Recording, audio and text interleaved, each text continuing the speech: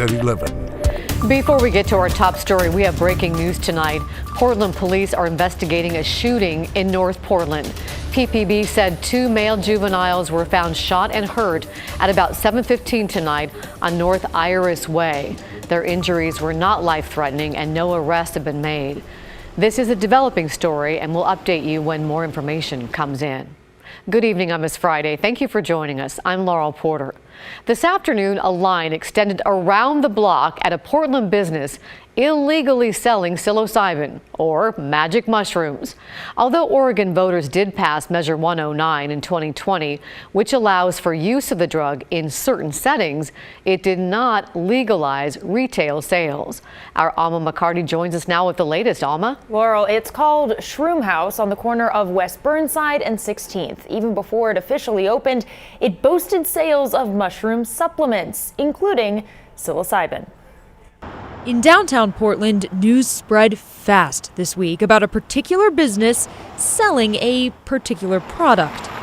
Signage inside the store and a couple months back outside the building indicated one could buy psilocybin here at Shroom House. The owner of the business declined to speak on camera, as did the customers lining up down the street and around the block. But here's the thing. Retail psilocybin sales aren't exactly legal. When Measure 109 passed in 2020, voters approved the use of psilocybin in a licensed facility with a licensed facilitator. This after a 2-year rule development period. I still think a lot of people have reached out thinking that this is a dispensary model. Or that people will be able to go in and purchase psilocybin and take it with them offsite.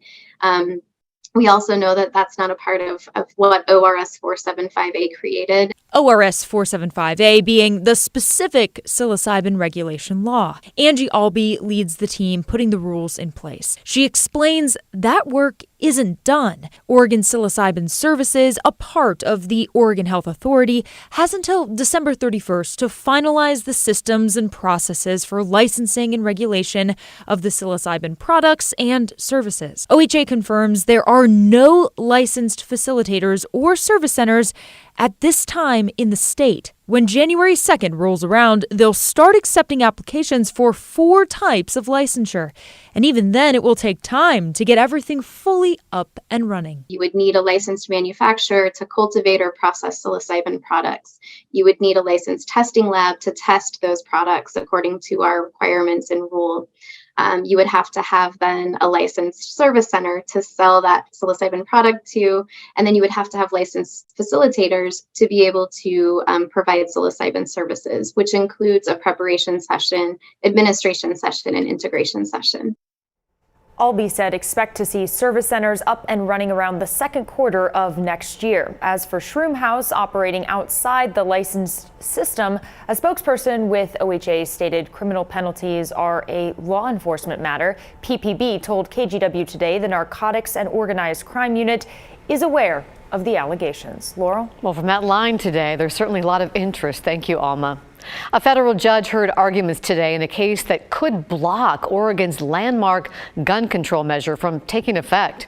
Oregonians passed that measure in November, but opponents who argue it violates the Constitution quickly filed legal challenges. The plaintiffs in this case say Measure 114 violates the rights of people to bear arms. The biggest point of contention is the ban on magazines that hold more than 10 rounds. The Oregon Attorney General's office defended the measure, saying the Second Amendment is not an absolute right, and the state does have the ability to regulate firearms. Right now, our ability to enforce the magazine limits is none. We cannot. Not only do we not have the staffing to enforce magazine capacities, but right now I believe personally it's unconstitutional. The Supreme Court has recognized the states retain some ability to make regulations when there are new social ills and new technology. Measure 114 is scheduled to go into effect next Thursday. The judge in the case said today she will make a decision by Tuesday at the latest. Joe Kent's campaign is requesting a recount in his race for Congress in Washington's 3rd District. The Republican lost to Democrat Marie Gluesenkamp-Perez by 2,600 votes. All counties certified the election results this week, and the Secretary of State's office will certify the statewide results by next Thursday. Kent's campaign said today it will request a machine recount once the certification is complete. Gluesenkamp-Perez's campaign reacted today to the announcement in a press release, calling Kent a sore loser who is stringing along supporters with false hope. Now let's get you caught up on tonight's other headlines. The Woodburn School District is mourning the loss of a student killed this morning just blocks from school. The 11th grader, who goes to Woodburn High School, was hit by a train on the Front Street overpass. Woodburn police say the 17-year-old was walking on the tracks when a train heading north hit the student in the back. The district is providing grief counselors to students who need someone to talk to. Two 15-year-olds are in custody tonight accused of stabbing a person and threatening a TriMet security agent with a gun. It all ended here near the Hollywood Transit Center last night. Police say that's where the two teens pointed the gun at the TriMet worker, then took off. Officers set up a perimeter and were able to find them. PPB released these pictures of the gun and knife used in the crimes. The teens are also accused of stealing a woman's purse near 121st and East Burnside. Police say a man witnessed that robbery and chased after the teens. That's when the teens beat and stabbed him. The victim's in the hospital but should survive. The Portland Thorns head coach announced today she's resigning. Coach Rian Wilkinson said it all stems from her relationship with a player. Wilkinson released a statement on social media saying she and a player formed a friendship that turned into more complex emotions, but did emphasize it never turned physical. Wilkinson's resignation comes just one day after Thorns owner Merritt Paulson announced he was selling the club due to a months-long investigation that revealed a toxic culture of sexual, emotional, and verbal abuse within the Thorns organization. Now to what's being dubbed a health care crisis. A new study and an Oregon survey show we don't have enough nurses, and the ones we do have overwhelmingly say they're overworked and leaving the profession. Daisy Caballero shows us some of the reasons why.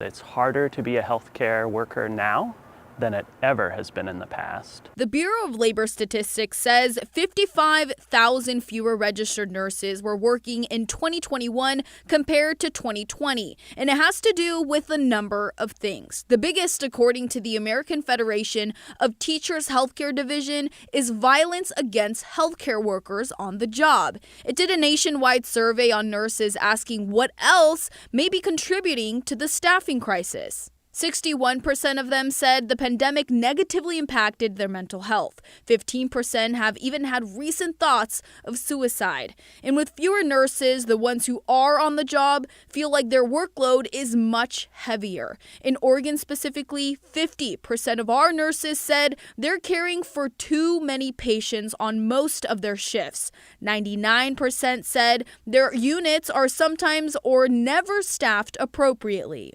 We're dealing with a public health crisis. It's only going to get worse over the next few months and years if we let it fester. Kevin Mealy is a spokesperson for the Oregon Nurses Association. He's not surprised by what the report found. When you don't have enough nurses, it means it takes longer for you to get into the hospital, it takes longer to get care inside the hospital, and it's going to take longer to leave the hospital. So that means worse care for patients and more likelihood that you're going to head back to the hospital because your problem wasn't able to get solved. Now, we did reach out to Providence, OHSU, Kaiser, Peace Health, and Legacy for a response. Only OHSU got back to us by our deadline and said in part, quote, OHSU takes seriously our commitment to safety of our patients and clinical staff, and we value our partnership with the Oregon Nurses Association in maintaining a safe and healthy workplace. Mealy says the union will be presenting new legislation in Salem that would bring safer staffing practices for hospitals and medical care settings, like enforcing breaks between long work shifts and mandated meal times. Daisy Caballero, KGW News.